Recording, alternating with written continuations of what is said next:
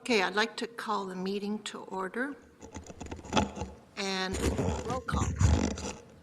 Jerry Cabasco, Cecilia Green, Here. Robert Perry, Here. Tracy Smadilla, Here. Richard Miskowitz with the Chamber, Present. Joe Laporte, Here. Adam Lewinsky, Here.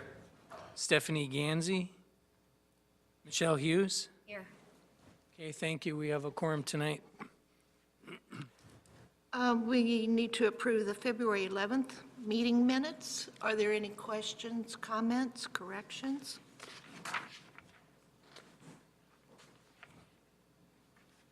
If not, I'll take a motion to approve. I move to approve the minutes as presented. I second. All those in favor, say aye. Aye. Aye. Okay. I've lost my packet here.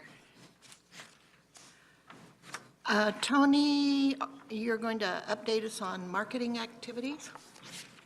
I am, thank you, Cecilia. One of the bigger things about economic development, but not the biggest, is marketing the community. That's something that myself and other economic development staff have worked on extensively over the years, and we've discussed it at the Economic Development Commission a few times per year.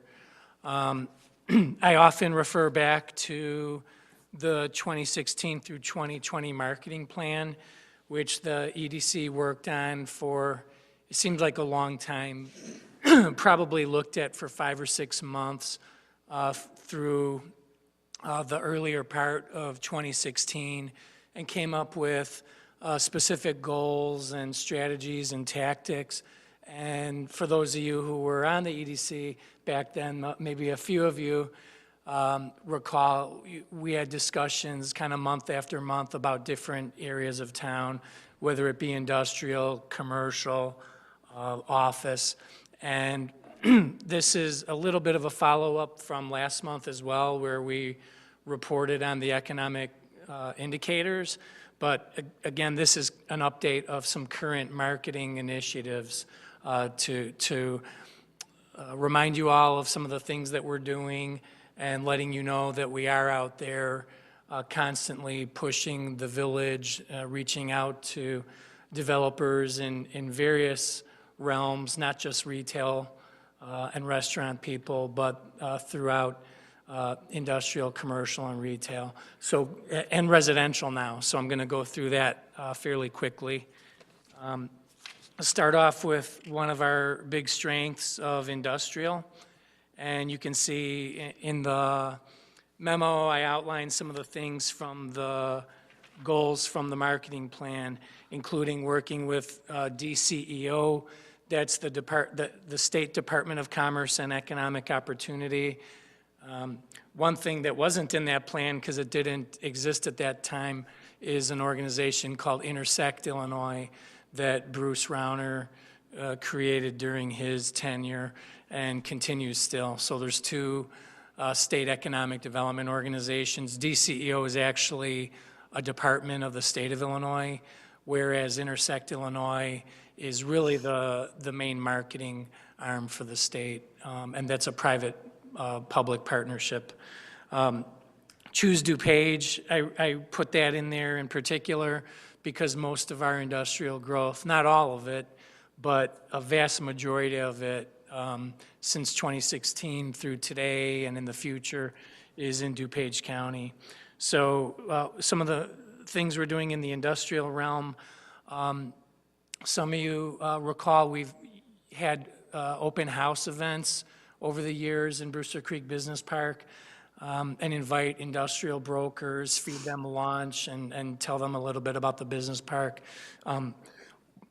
There's a good reason why we haven't had that the last couple of years, because the spaces where we were going to hold them leased, it takes a couple of months to plan this type of thing. And as you recall, I speak about these speculative buildings a lot. And most of the vacant space is large enough, and that where the brokers want to promote their properties are these spec industrial spaces. And last year's, one of the Ridge buildings where we were thinking of holding at least prior to the open house, it's a good problem to have. Right now, we're talking about hosting it with Exeter Property Group.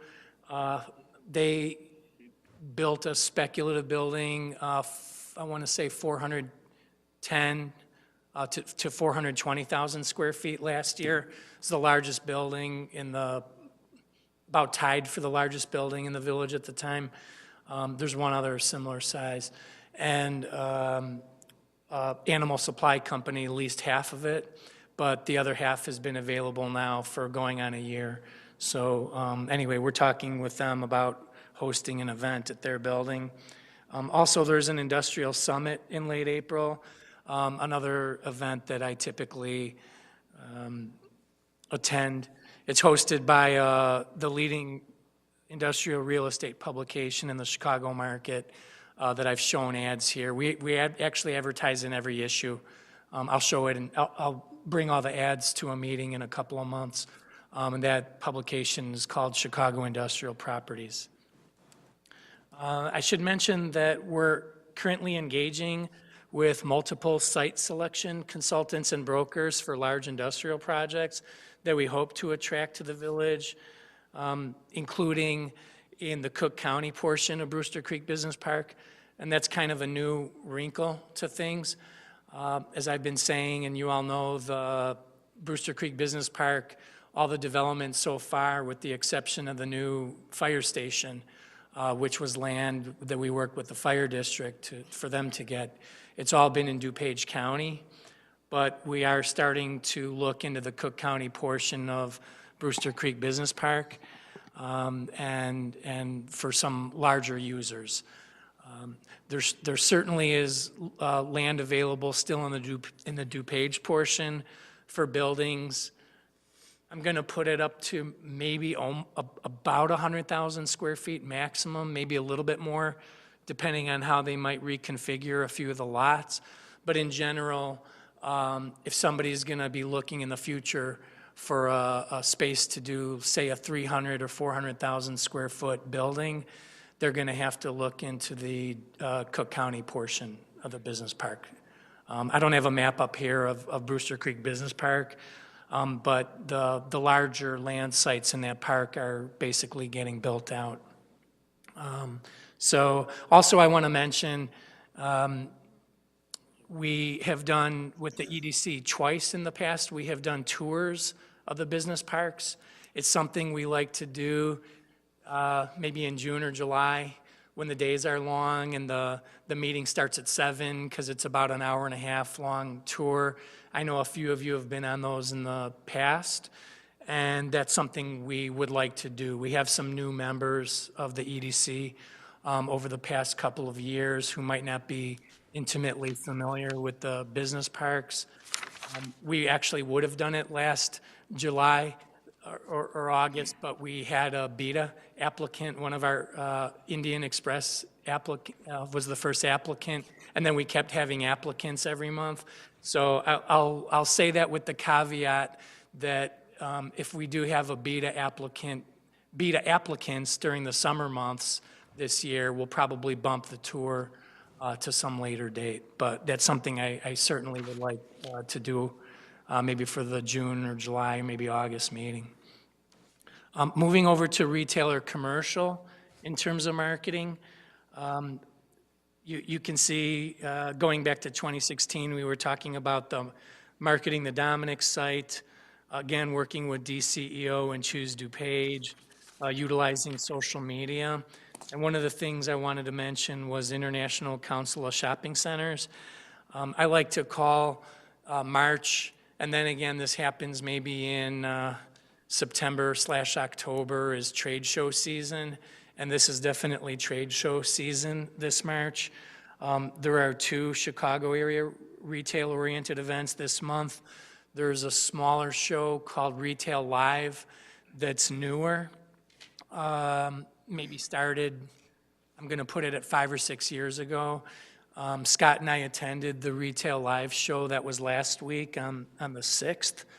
And this week, there's a real estate forum at the Hyatt Regency as well.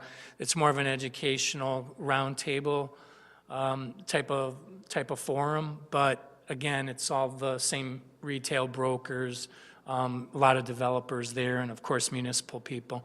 This one focuses on the municipal side. So that's actually this week. We also continue meeting with 9 other communities in an initiative that we call Access O'Hare West. I'm meeting with them also next week. That's an ongoing thing that we do. And in terms of trade shows, this group just formed last year. We're the furthest west community. It includes a lot of communities along the I-390 corridor. At its core, it's an I-390 corridor group. But we didn't think that was a real catchy name to use at trade shows and marketing events. So we call it Access O'Hare West. And we're going to be working with them, again, like we did last year, to have a booth at the very large ICSC show, the world's largest retail and commercial trade show that's held in Las Vegas in May. It's called Recon, and we do have a booth. The communities, the 5 of the communities that'll be there, we pool our resources. We divide the cost of a double booth into 5. We buy marketing materials, brochures. We have a booth we're putting together, and of course have to divide up the 3 plus, well, really 4 days of 8 a.m. till 5 p.m. for manning the booth. And so that's something that we'll be doing in a couple of months, but it's very retail oriented. And I'll bring at a later meeting next couple of months some materials and show you how what the Access O'Hare West is doing. There is a website, of course, accessoharewest. I think it's a .com. Also, one more thing I want to mention, we're updating the inventory of available commercial space, as well as something that our intern, Joey here, who does the minutes and attends these meetings, and works with Scott and myself on economic development initiatives, is going to be putting together a detailed map document for our use that includes, we already have a map-based inventory, but this is going to be more focusing on development sites up and down the Route 59 corridor. So that's something we should be able to bring along with us in May, whether most likely in digital format. People there don't really want you handing them maps too much. I mean, sometimes, but it's kind of rare. But that's another thing that we're doing, another retail-specific initiative. So I'm going to move on to multifamily. And this is a realm that we have just recently become a little bit more engaged in. The village owns 2 land sites. One of them we call Site E in the downtown TOD plan. That's that 1.87 acre piece of land at Railroad and Berteau. And another piece of land the village owns is 11 acres at the southwest corner of 59 and Lake. We're engaging with a multifamily type of developers for the larger site who've expressed some interest in it. And also the Site E is targeted specifically for multifamily. There was a suggestion, I think Commissioner Gansey at the November 2018 meeting had asked us if there's trade shows in the multifamily realm. And I know I had seen emails and invitations for them for years, but have never gone to one. However, Scott and I will be attending our first one bright and early tomorrow morning, about 7:30 in the morning in downtown Chicago. There's a multifamily event downtown. So we'll be going there. We'll be bringing with us USB drives preloaded with information about Site E, I had given a similar one to Commissioner Lewinsky today, and I'm going to X out of this for a minute. And I have this all queued up. And last month I had mentioned, or perhaps 2 months ago mentioned, that we had listed the site on CoStar. And what I came to realize is CoStar is a subscription service. It's similar to the MLS that's utilized specifically by commercial and industrial retail brokers. However, LoopNet is more open, and all I did, you can see I Googled loopnet.com. It brings up, for some reason, there's one Bartlett land property listed above ours, but you can see it's right here on LoopNet, so anybody, anywhere can look at it anytime. A lot of nice pictures we had taken last year by a local drone photographer. Kind of zap through those real fast, but I think that's right. Maybe you can see a little dusting there. It's like it was taken maybe early December. We have a lot of information on this, pretty much all the information somebody asks for, kind of later on in it. You can see that we're selling it. This isn't part of a giveaway. We have an asking price, $660,000. A lot of information about the site. I'm not going to click on all these, but you can see there's demographics, the TOD site brochure, traffic count profile, and a link even to our entire TOD plan. Sale notes, it explains why we're asking $660,000. It's 80% of the last appraised value for the land. We did have an appraisal done on it about a year and a half ago. And anyway, not to belabor the point, but it was just listed on LoopNet. So of course, we're hoping that having it on there is going to attract more eyeballs and hopefully eyeballs of people who want to purchase and develop the site. So Tony, do we know how many units can be built on the 1.87 acres? Yes, but that's a very difficult question, but I'll answer it because that's the exact question every single person asks. And it was the same question I would ask if I was going to develop the site. The TOD plan itself called for a number in the low 40s, like 42, 43. But I want to put a big asterisk next to that.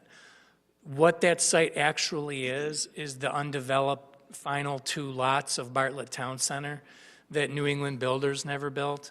And what New England Builders had permission to build was 2 buildings of 27 units each. So technically, if somebody wanted to come in and build 2 27-unit buildings, they could start drawing up their plans. Now, I can tell you from an economic development perspective, from having met with multiple developers about this site, I don't believe anybody will build it with less than 50 units, simply because of, really because of economics. I could go detail by detail, but with the cost of the land, cost of materials, cost of steel, wood, everything, they need a certain, for an investor to develop it, you know, they look for a certain return on investment or capitalization rate, and it typically requires some minimal amount of numbers. You may recall somebody had submitted plans on that site last spring to build, I think it was 42 units, and they simply couldn't make the math work. We urged them to put on another floor and to add on another 14 units and to make it 56, but they never came back. They decided not to pursue it. So I can't tell you an exact number, but I think between 50 and 60 if you do 4 floors. So is there enough parking for 54 units? Well, there's like kind of a 2-part answer to that too. I mean, the short answer is yes. The longer answer is, when we discuss that number of units, and people, of course, every developer wants to maximize every square foot of land that they can. The other thing that we were urging the developer to do who backed out, it was Foxford Development, was to look into doing underground parking. The existing buildings have underground parking. Another thing for us all to consider as part of the TOD plan is we're trying to not necessarily, lower the parking ratio required, that it doesn't have to be 2 spaces per unit. It can be some smaller fraction of that. So if you look at TOD plans and new projects in other communities, the parking ratio is pretty low. It's closer to 1 per unit. So the answer is yes with an asterisk. Perhaps it'll be some underground parking. Perhaps it'll be a lower parking ratio, like 1.25, 1.3, 1.4. But those are the two questions you asked. Everybody who called, how many units and how much parking? Yeah, that's basic real estate, yeah. Yeah, Thank you. you're welcome. Any other questions about the residential? Yeah, I'd like to know why it's been reduced to 80% of its retail value. It's a good question, too. The Well, 80% of retail value is, falls under one of several categories for how village can sell its own land. So that's just a minimum price is 80%. A lot of developers will come in and try to lowball you. So that's kind of the, That's my point, is like, why are we starting so low when mean, there's it's already more- lowballing? I think particularly when there's downward pressure on that particular type of property with the state of the state and the state of the county. It's probably because it's a very small trade-off because we ask for a higher level product.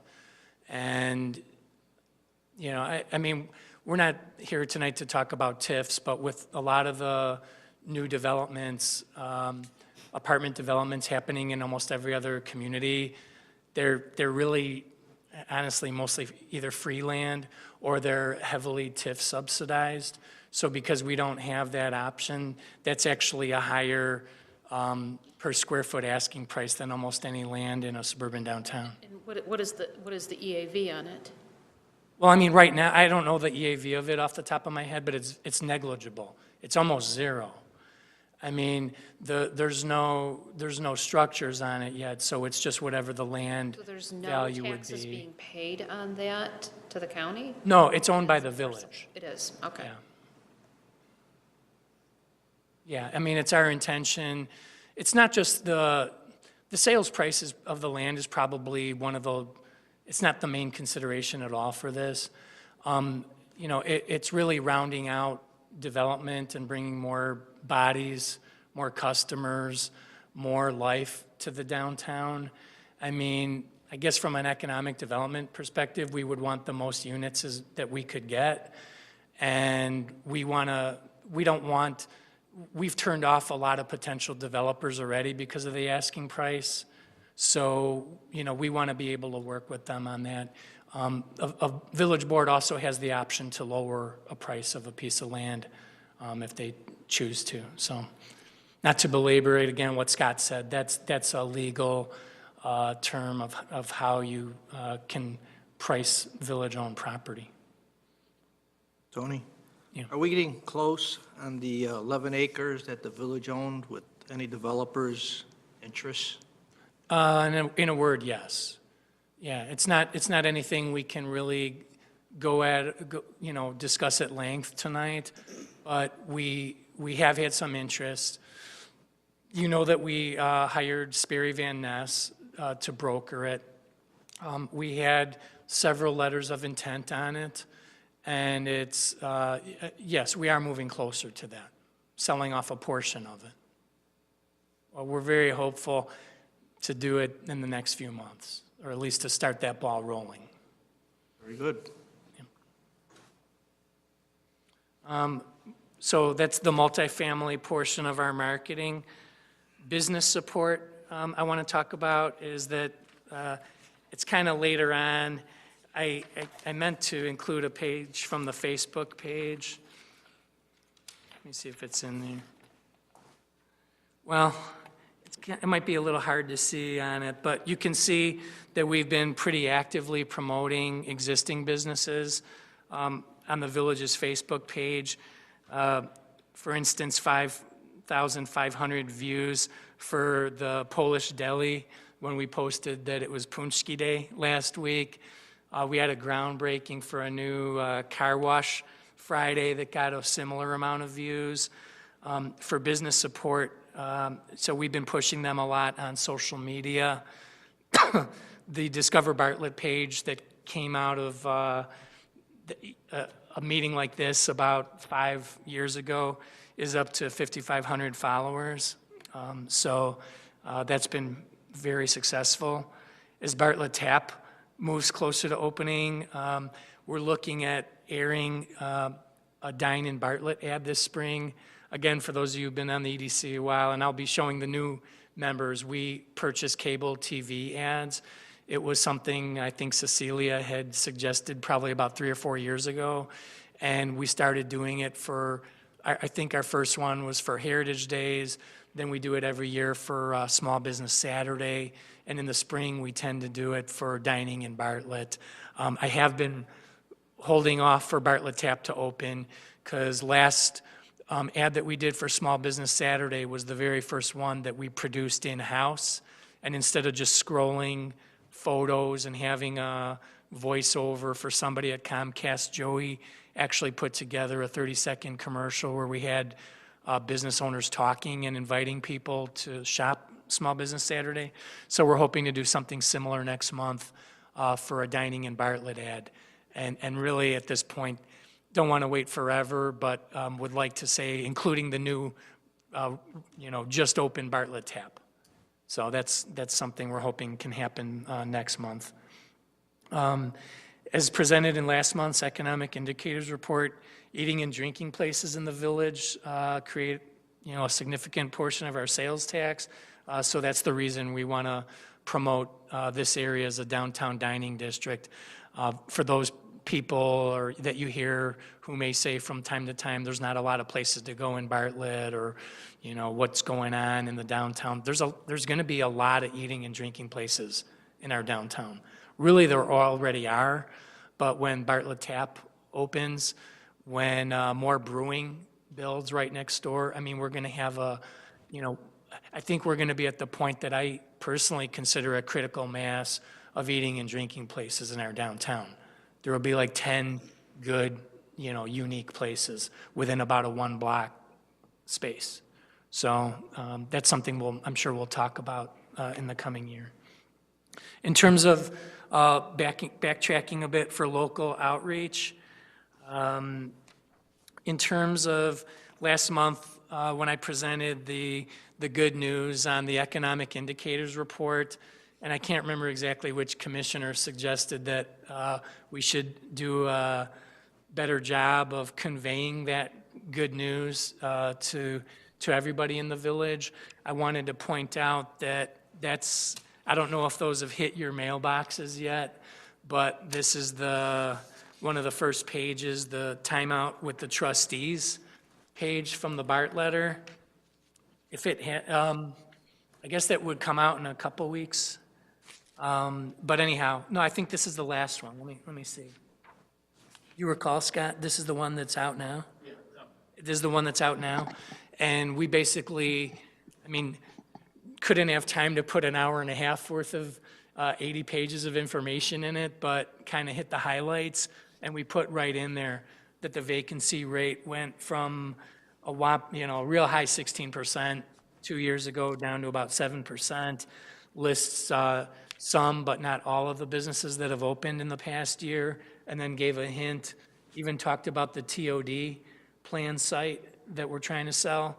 So that's something I wanted to point out, where a month ago tonight you were saying we need to get that out there, and then I think the next day started working on this column. So that is out there too for outreach. We're going to continue growing the social media. There's multiple Facebook pages for the village. There's an official village Facebook.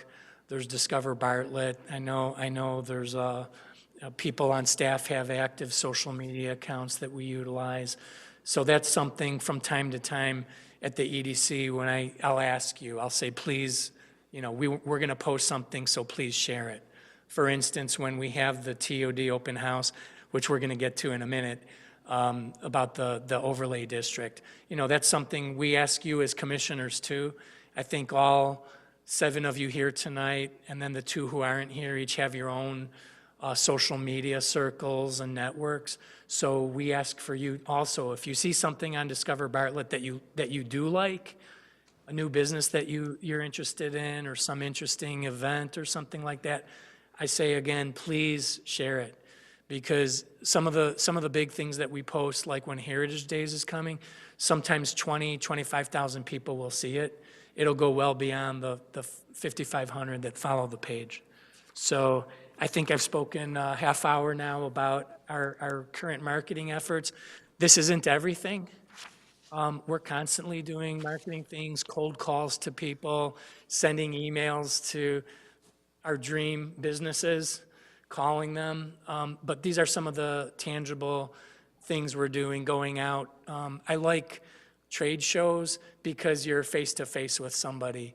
You might not be able to talk to the grocer that you want to right away by picking up the phone, calling headquarters and asking for the CEO. But if you go to something where you meet their broker face-to-face, you can put a name with a face. That's always a better way to get somebody to engage with you. And I'm sure whatever, all of your own professions, I'm sure you found it to be the same. So that's it I have on the current marketing. And again, Scott or I or Joey will answer any questions you'd like. Tony, you kind of skipped over this Google Insider. Oh, yeah. Yeah, I was trying to I be a understand. little quicker. But I just had a question about how are you going to share this information that you get?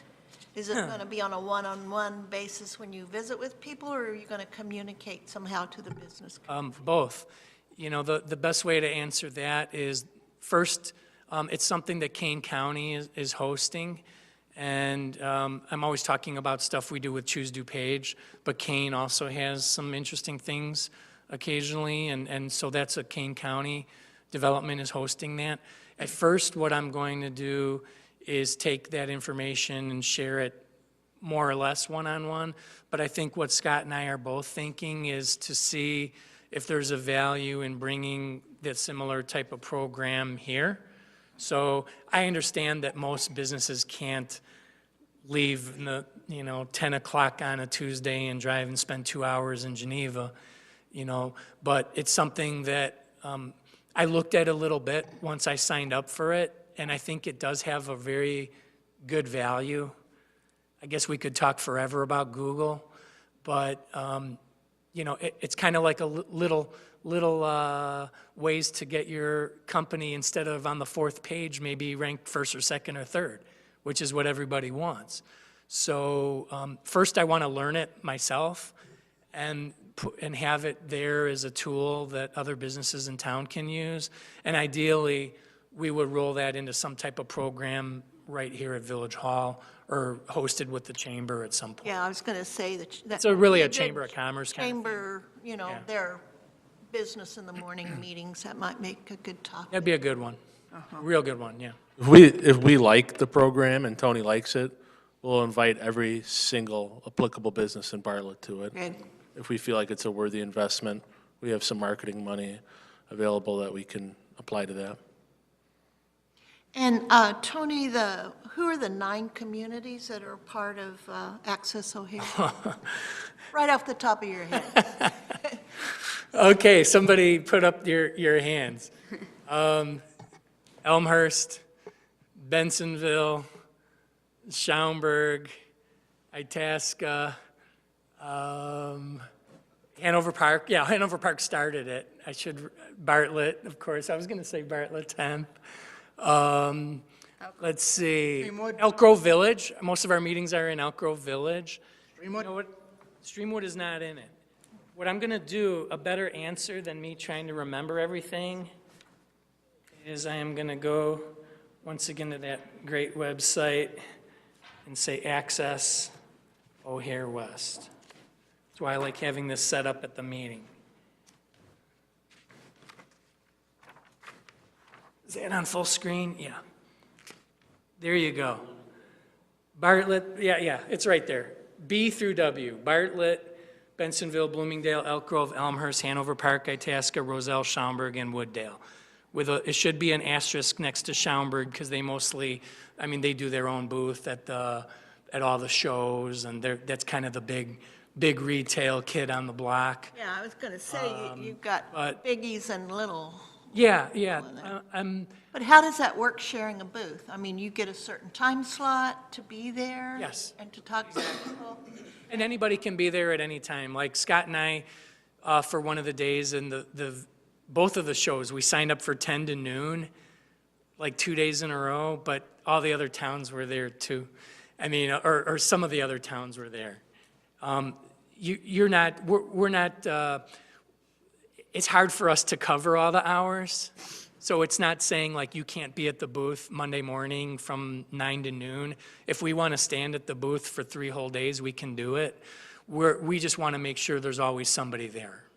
So is there a real cooperative nature among this group? Like, here's somebody came in, talked to me, but it's not something I can help, but Bartlett might be a good...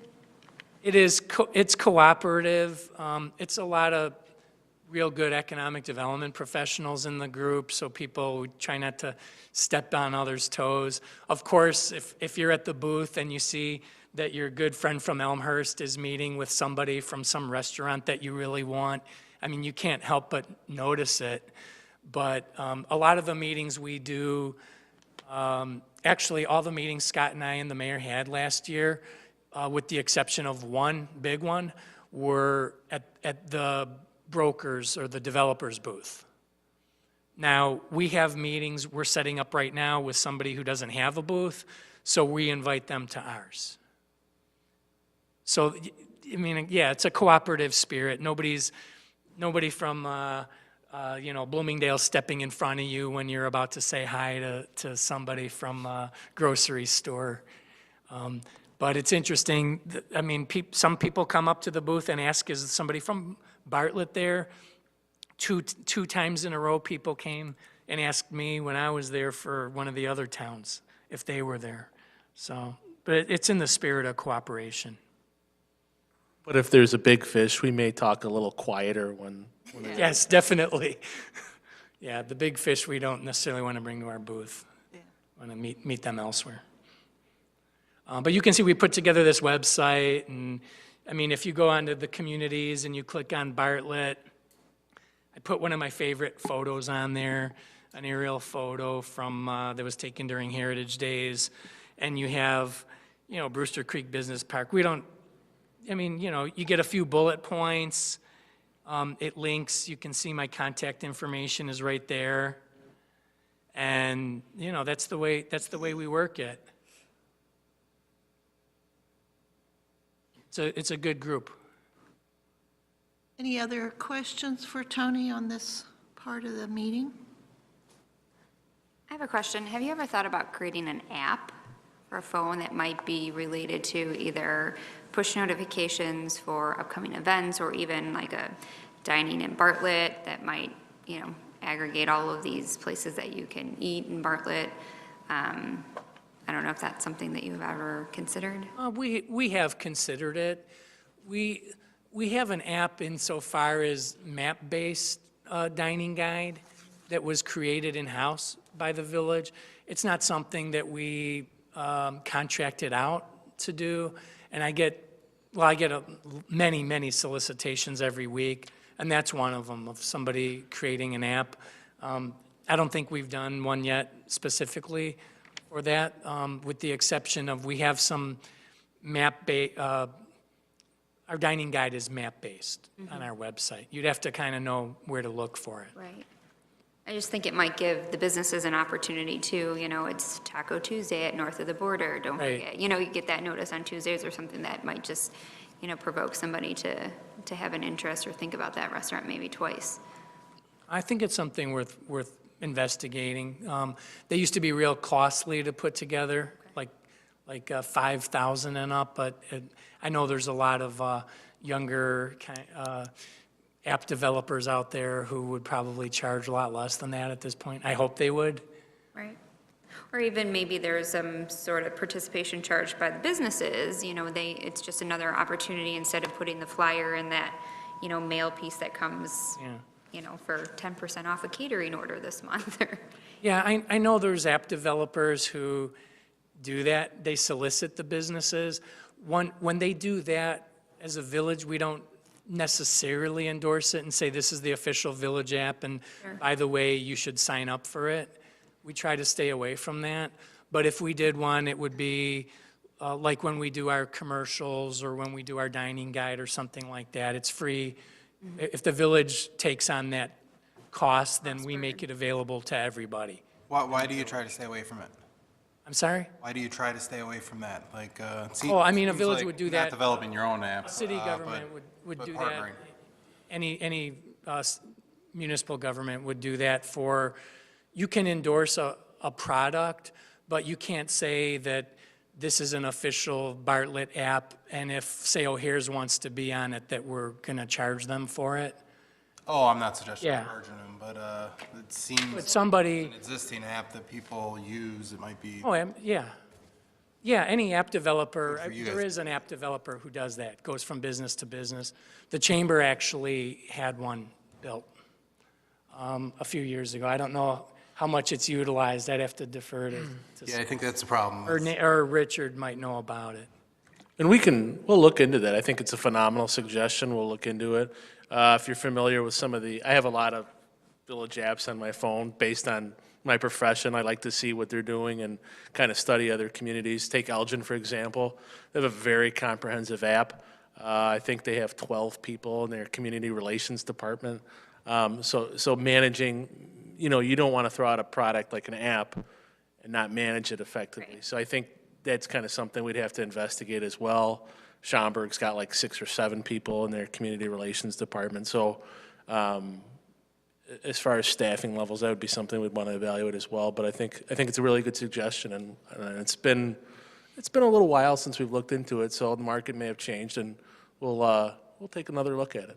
I think they make, Commissioners Hughes and Lewinsky make really, really good points in that at this point, since the marketing plan is already 2 years old, I'm not sure at what point we've actually done a review of that plan, and we've actually benchmarked any of the KPIs on it. So it's probably a good idea for us to address what's working, what's not working in the plan, kind of having a better understanding of what the budget is to date, or where we're at on budget to date. That is what we did last month. That was the performance indicators last month. Well, no, we looked at demographics. I don't remember us actually looking at KPIs. I mean, I don't know which ones you're referring to. Redressing some of the things that you're doing as activities within the marketing plan, and measuring what's working for that and how we've actually had a benefit other than sales tax. Right. I mean, we did report all of the vacancy rates are far lower now than they were there. The marketing, the indicators that were talked about, those were all addressed last month. That was vacancy rate, number of businesses. We don't really track, we tracked daytime employment. We tracked, I think pretty much all of them. So, that's what last month's meeting was all about, was tracking the indicators. Not number of phone calls or meetings or anything like that. We have far too many to spend our time tracking, though, every one. But that's basically what last month's meeting was, when we look at economic indicators every year. Well, I'm talking about performance indicators. And specifically, again, we can look at sales tax revenue, and we can look at occupancy rates, but when we talk about the engagement of businesses as well, and again, I think that the app has the opportunity to reach more people. So if the idea is, and one of the ideas in addressing KPIs is to basically benchmark the amount of activity, the cost of it, and, you know, what the cost is to the actual performance of the budget. I mean, we would Marketing do that if we created an app. I mean, we would definitely do that. But when you ask, you know, what is our return on running an advertisement, we can't always say that, you know, because the dining might have gone up, revenues $20,000 one month. I don't think of that as a direct result of running ads on TV. You think that's something, that's data we might be able to capture in an app? I mean, you can always, with an app, it's going to be similar to a social media page. Well, first of all, I've never developed one, but I would say similar to social media where you would probably track the engagement. Like the page that I showed you with the Facebook page, it can show you that sometimes you post an event and you get 200 views and 1 like, and then you post something the next day and you get 6,000 views and 200 likes and 50 shares. I think an app we would have to look at the same way. I mean, when we show an ad on TV, that's an example I like, Comcast has metrics like you wouldn't believe. Scary. And they'll say, you know, how many TVs it aired on in this, you know, general area at this time of day. So they track it in terms of, you know, number of views. Now, if somebody's sitting there, you know, watching it or not, we don't know. But with an app, it's more interactive. You have to, it's not just going to show you something if you don't want to see it. So I think our KPI for that, if we do an app, we're not saying we're going to do one, but if we did one, you know, we would track how much it's used. If it's an ongoing maintenance cost, that was another issue. When I get solicited for apps, I'm more reluctant to engage into long-term contracts than we are to do kind of like a one, you know, like you create it and then we run it. That would be ideal. So, you know, we would track, of course, we would track how much people would use it. I think, too, the app discussion could go on for quite some time because there's so much to it.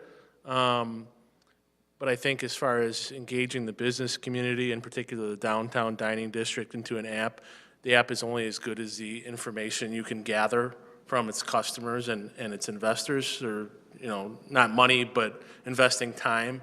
And, you know, like I said, we would hate to open it up and have it be a flop. I mean, we're going to, if this Google Analytics presentation that King County is doing is valuable, I mean, I can't think of anything more valuable to a business as far as the internet than Google is concerned.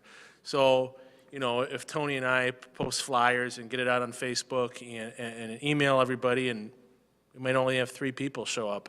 I mean, Richard knows that the chamber tries to engage the business community so much, and sometimes you only get a few. And I understand that. That's not, I mean, I have a job here, so I can't necessarily go different places, so the business owners may not be able to participate. One thing that we've done over the last few months is gathered information, and Joey and Tony have been a big part of this, is that we are collecting emails for every single business in Bartlett. Soon we'll have a database where we're able to communicate with every single business with a click of a button. That's never been done before. Once we're able to do that, I think we'll be able to better judge the business community's temperature as far as something like this, and we'll kind of engage them in that. We feel strongly about we've been talking about this for about a year. We want to start communicating with our businesses with the same passion that we communicate with our residents. And so we've kind of just embarked on this journey, but I think once we've finalized the database of all the Bartlett businesses and we can garner some discussion, invite them to this Google Analytics course, I think maybe we'll have some better answers. We can kind of ask the businesses who will matter to the app how they feel about it, and maybe bring that information back to you if that's something you're interested in. Yeah, to that point, like, let's, once you get the database, strongly, and it's just my opinion, strongly consider not building your own app, but picking up answering those calls, seeing what the best service is, outsource all. Oh, yeah. Oh, information no. gathering. You just want to be the focal point of controlling what information goes to Oh, the app. absolutely. You please do not build one. From No, the ground no, no, I wasn't suggesting that. up. Okay, I thought that's the route we were no. talking there, so, No. yeah, just, I was just suggesting better, yeah, if you control the data, yeah, that's, better emails, like, we don't, for a while, we went, and part of it's something closes tomorrow, something opens the next day. Businesses may not want to necessarily answer our call at times, but we've just started on this journey of having an email account for every single business. So that's something we're proud of, and I think that will help lead to something like Commissioner Hughes is talking about. Well, I think one of the first communications that should go to the business community would be a survey of what's on their mind and how they're being impacted as small businesses. I don't think we've had an opportunity to truly hear from the community, the business community at large, and I think that's important for information for all of us. I 100% agree. But I will say that in late 2017, when the board went out and did a new strategic plan, we did solicit, we probably called about 70 or 80 businesses to come into Village Hall and discuss the strategic plan. So that I will process- tell you, as a small business owner, we're not really interested in coming in to sit down and talk. We want a fortified survey that should be done through SurveyMonkey, so we can do it at 11:30 at night after Sure. we've finished up our work and payroll and taxes. Absolutely, yeah. I don't disagree. I think it's a phenomenal idea. Any other questions on this topic? Tony, you referred to 15,000 square feet sublease opportunity next to Amita. Is that a vacant space, or is it currently somebody in there? No, that's a space that's available. They made it available as a sublease, so it didn't show up earlier on the commercial space inventory as a vacant space. It's something that Amita just recently made available. So the good news on that space is it's a pretty good location. It's a good size, obviously. There's interest in it already from some fitness type of users. And then, so if I didn't attach it in the There's supposed to be a flyer, packet, then but I don't think I'll there's a send it. flyer attached. I'll send it out. Yeah, we just got a hold of it recently. So that it's available as a sublease, and for whatever it's worth, they wouldn't give me asking price on it at this point. It's negotiable. Okay, let's move on to TOD overlay distance. Thank you. This is part of our continuing effort to improve the downtown business district, although this actually goes beyond just business. I'm going to introduce it a little bit and then ask Commissioner Joe Laporte to comment on it. There's a steering committee that's been put together for what we're calling a transit-oriented development overlay district. Now, going back a few years, in 2016, in October, the village board adopted the downtown TOD plan. That was a plan that I worked extensively on, spent a lot of time. I believe Commissioner Smedilla was part of the steering committee for that particular project.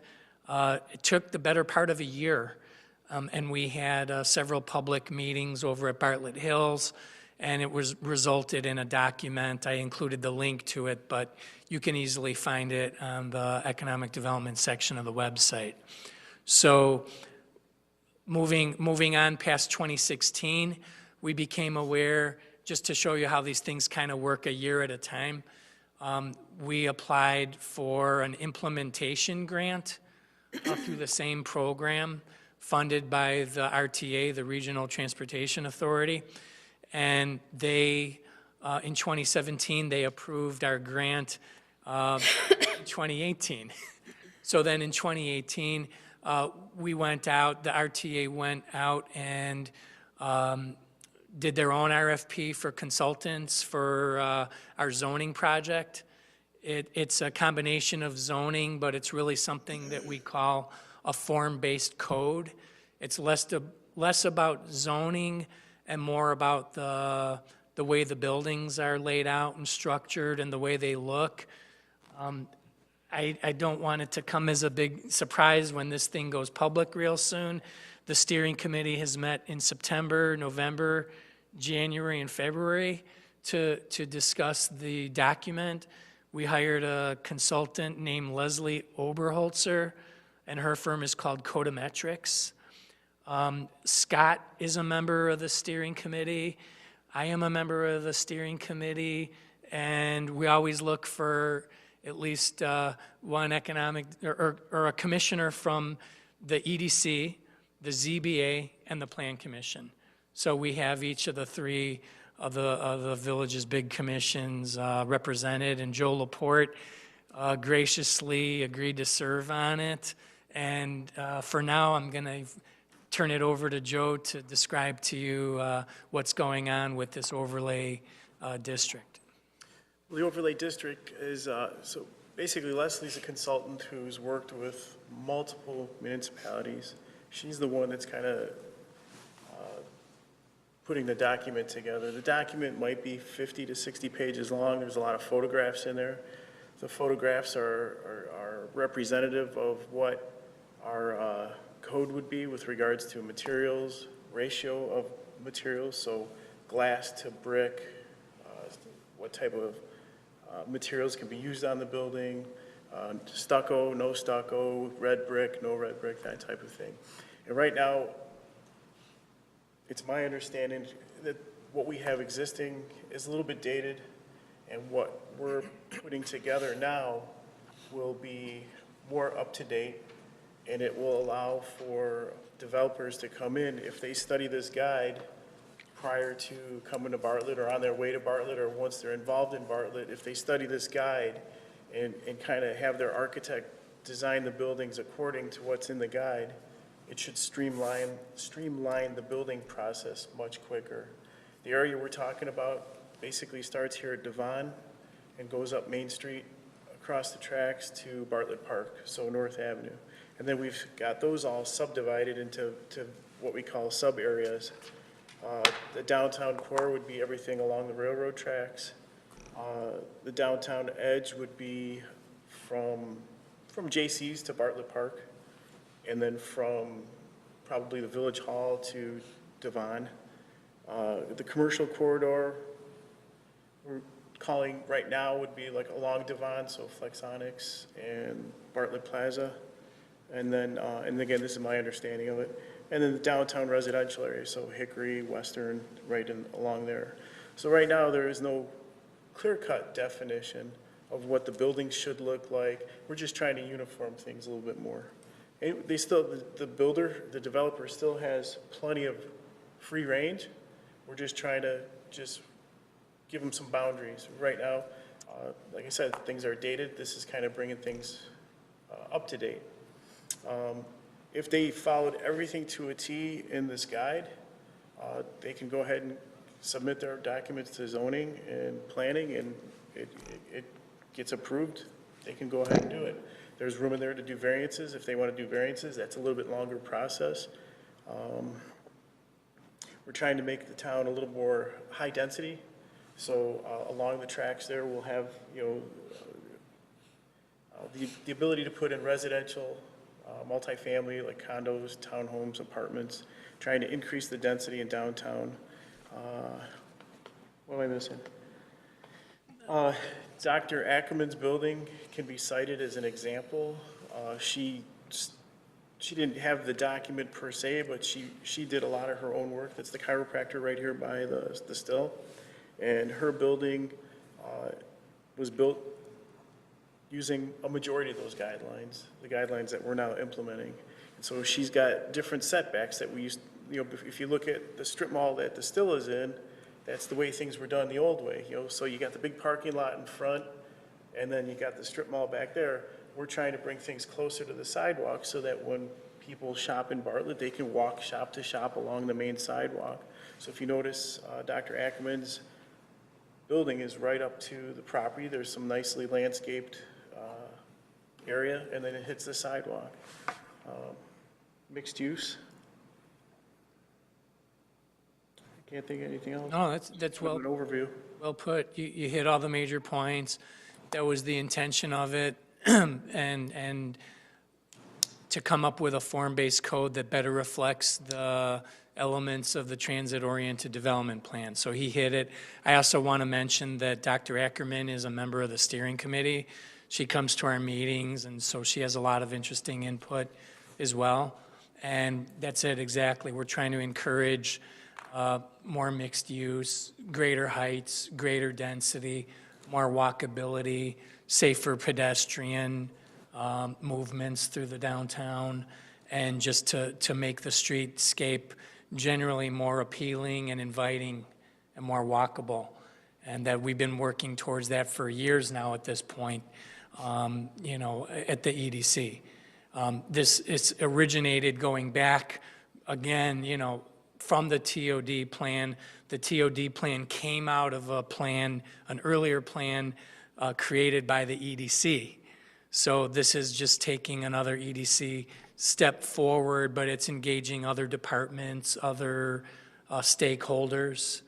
There's village residents on it, business owners. Trustee Ray Daney is on the steering committee. So we've got a good group of people, and we're Bartlett people trying close to doing the focus on public best forum. interests of Bartlett, you know, keep the town looking sharp, nothing tacky. There's going to be an open house. It hasn't been scheduled yet, but in the next month or two, it's an open house. Later in the day, you come and go. There's no formal meeting or anything like that. You kind of go station to station, ask questions. We'll all be there.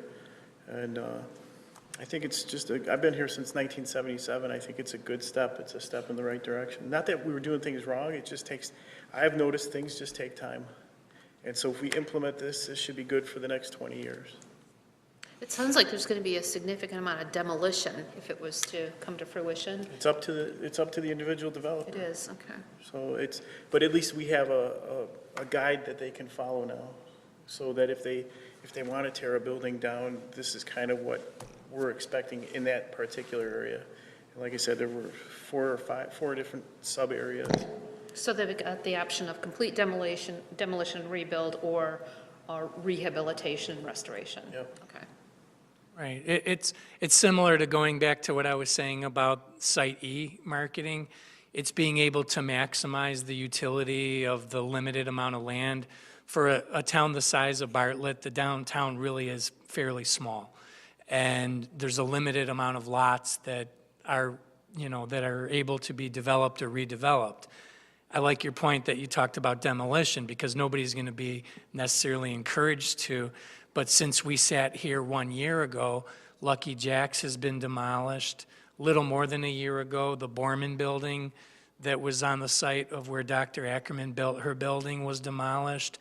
And seeing that demolition, I would say, prompted the Bucaros, who own V&V next door, to finally demolish that older building that was going to need $500,000 to rehab.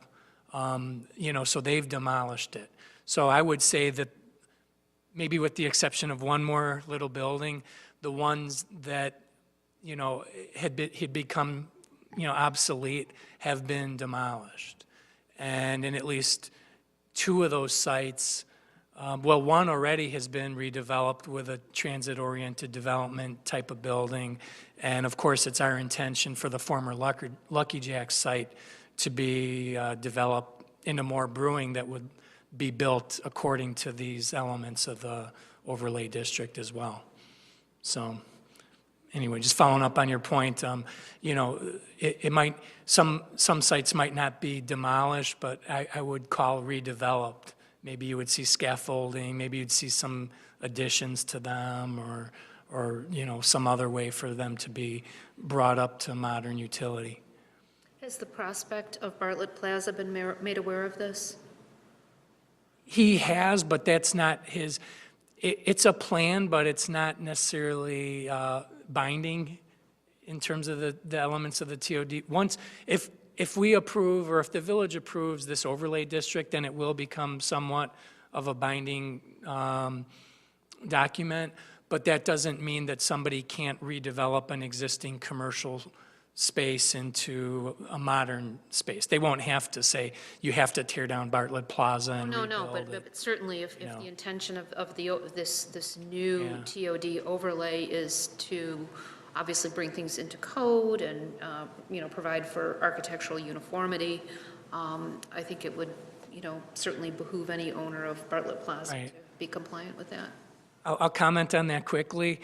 He went to Zoning Board of Appeals last Thursday night because he was applying for multiple variances, and that came out with a positive recommendation. And this Thursday night, his project goes to Plan Commission. He has applied for 8 special uses. It's the most special uses we've ever had any applicant go for at one time. But he's got a big task ahead of him to redevelop the former Bartlett Fresh Market space and the rest of the center for that matter. So he's going to the Plan Commission this Thursday night, and then he's going back to the village board for final approval next month. Okay, thank you. In addition to that, the document that's being produced is to help streamline the process. But if they don't want to follow what's in the document, they can file an appeal, file a variance, and it's just going to be a longer process. So if they followed everything in the guide, it could be expedited, let's just say, as an example, in a month or 2 versus a 6 or 8 month drawn-out process. So this is just kind of like best recommendation, give this to your architect, have them draw it up. But if they have a specific vision in mind that meets most of this, but there's some variance, then they can go a different route. It'll just take a little bit longer. Great. Yeah, I mean, it'll ultimately go to the board, but I'll bring it once it's at that point, we'll bring it to show the EDC and to talk about it as well. It's a pretty detailed document. Do you anticipate that some developers will think this is too restrictive and? I mean, it's possible. I mean, a developer, depending on who the developer is and what their project is, people may think that in various different areas of the town, but it's something for the overall betterment long-term of the community. So kind of like what Joe was saying, if they find some element of it too restrictive, like talking about the spacing of windows or something like that, they can always appeal that. I think it would be attractive in that to a developer in that it would move the project along faster if they follow the guidelines. Yeah. That was heavily discussed. Yeah. And I mean, keep in mind, it's increasing greater density, which is the main thing these developers want. They want to be able to build 60 or more units on that site, And if there's a document that will allow them to do it, but it has a lot of rules of how the building needs to look, how it needs to be placed, we get into building materials, and I mean, it's pretty detailed. And it's not, all the information that we discussed and that's been put in here is not 100% from the consultant. A lot of staff has had input on it. Mark, I can't think of Mark's last name. Mark Hopkins? Mark Hopkins, he's an architect by trade. He had a lot of valuable information that he added. He's on one of the committees. Planning and zoning have been doing this, the people on those committees have been around a long time. So there's been a lot of input that went into this document. We're not just listening to what the consultant says and taking her word and just signing off. It's been I felt it's been a very good process. Everybody's been able to put some input into it. Yeah, and if I don't know if anybody's been in downtown Evanston lately, but it's my understand that Leslie worked on the Evanston downtown project, and I find myself down there pretty regularly for professional and, recreational reasons, and it's quite stunning for what's been done to downtown Evanston in 20 years. I'm just going to add that I was born in Evanston, and I'm an ETHS graduate, and lived there until I bought my house out in this area, and I'm intimately familiar with it.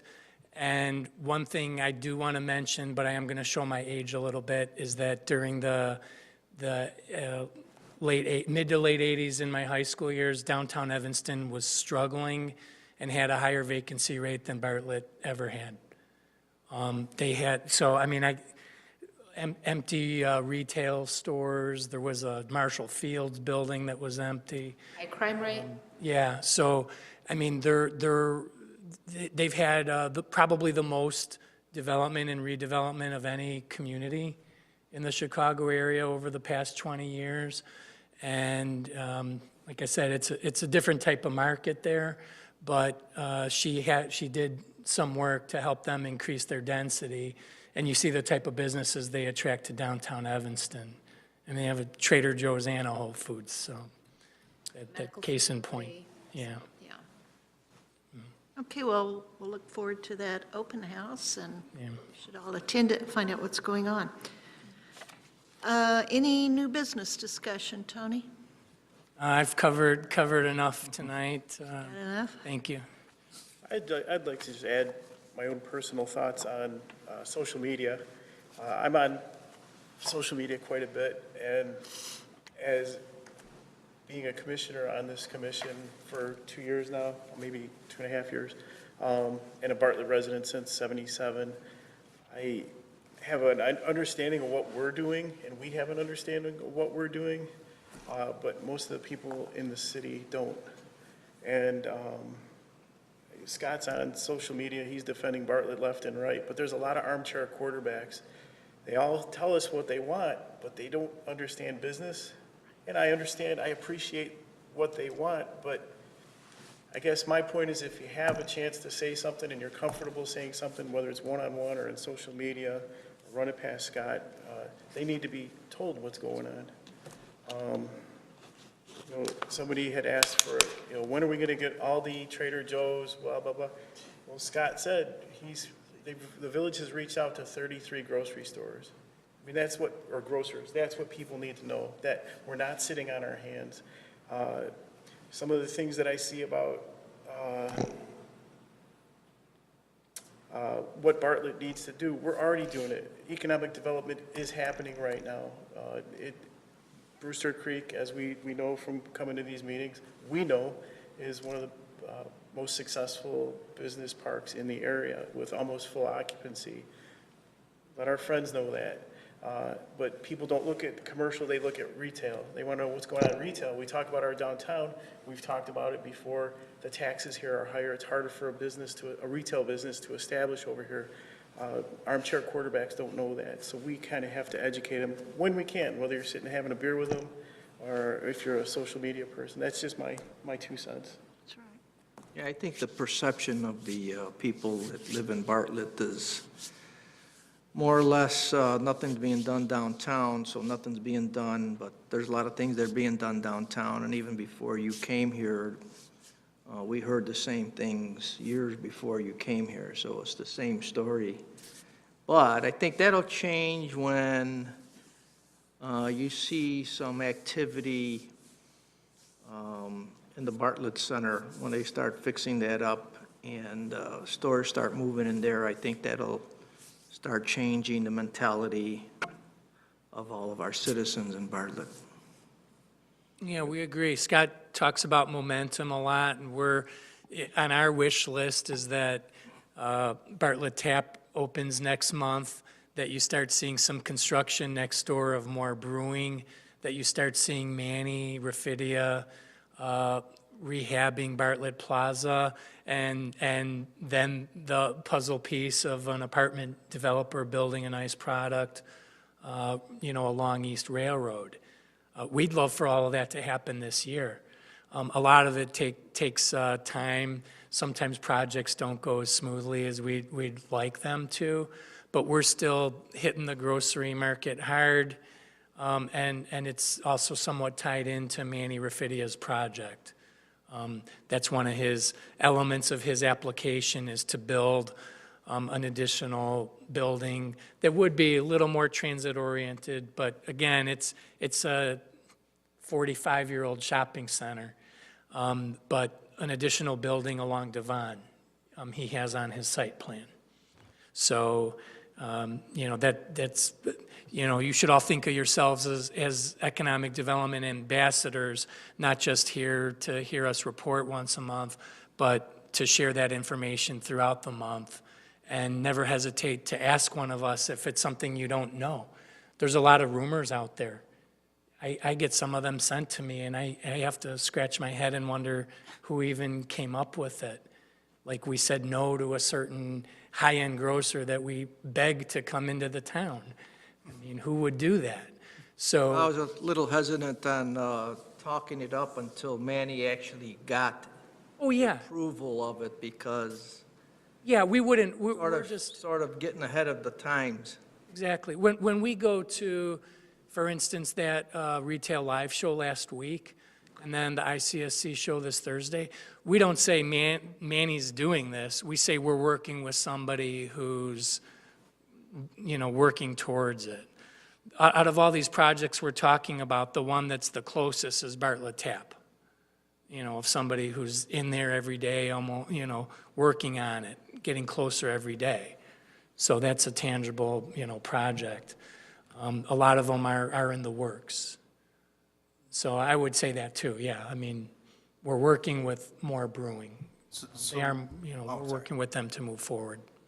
One point to Joe's point of being an ambassador and letting people know, and to defend the armchair quarterbacks a little bit, we do have to realize Brewster Creek, great, it's all this path, and we have a lot of opportunity, things are looking good, but taxes still, property taxes, if you're the individual, are higher than other areas, and they're like, well, if I'm paying high property taxes, why don't I have places to go to? And we have to keep that in mind when you're talking to them, because it is important. At the end of the day, it's about results. So before these things start piling in, that would be my follow-up to Brewster Creek's going, well, why didn't my taxes go down? We don't have any business. Well, so just my answer to that. just saying. I pay quite a bit in property tax, and my answer to that is look at your tax bill, and look who you're paying 65% of your tax bill to. The village is what, 9%? 9%. So 9% of your bill. So maybe we could get the 9% to go down. It's the 65%, and we all know who I'm talking about. Yeah. That's what needs to be looked at. And I'm no stranger to the fact that I'm the assistant administrator, and I'm going to talk about how great the village board is and the success they've had. But it is a fact that the village board hasn't raised the general corporate levy the last 5 years, and they have not raised it, I think, 9 of the last 10. I might be off on that, but to Commissioner Joe's point, yeah, it is only 9, the village portion is only 9% of the tax bill. And that's something important, because a lot of people say, oh, Bartlett taxes, Bartlett's raising my tax, Bartlett. And I understand we're the city hall, village hall, but that is an important factor. Yeah, I think just in general, it's just, you got to know who you're talking to, and as you're saying this, and they want to live in a town with a grocery store, you know, or 2 grocery stores, I guess. Sure. Because there's nothing wrong with Jewel. Well, there's trade-offs in everything, you know. There's pros and cons of wherever you want to live, yeah. And Yeah, just the realize, privilege of living in Bartlett, even though your taxes are higher, may be a good trade-off.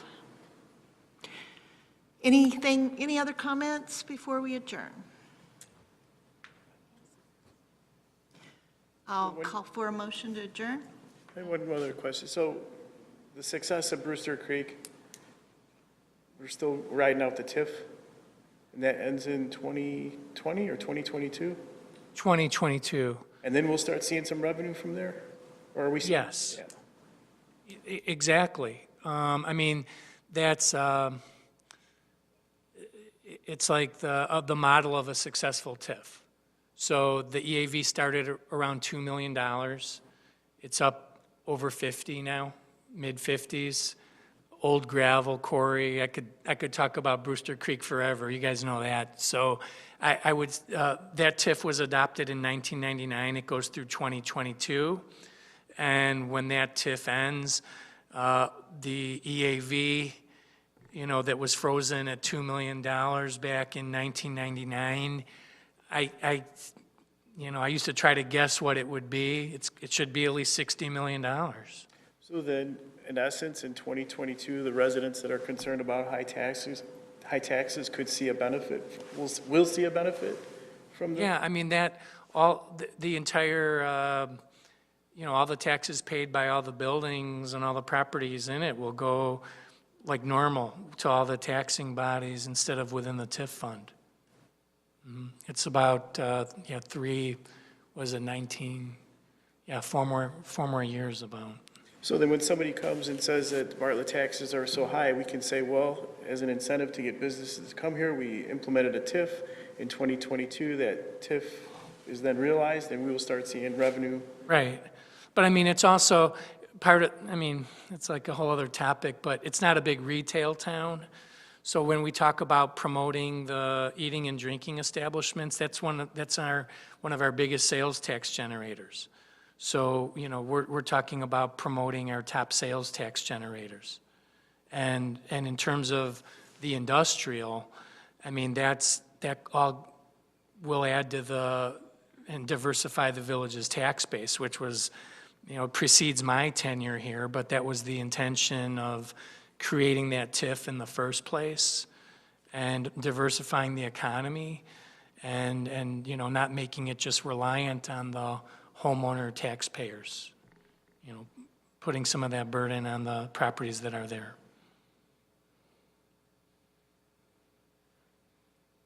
Okay, anything else? Motion to adjourn? I motion to adjourn. Here a second? Second. Joel, second. All in favor?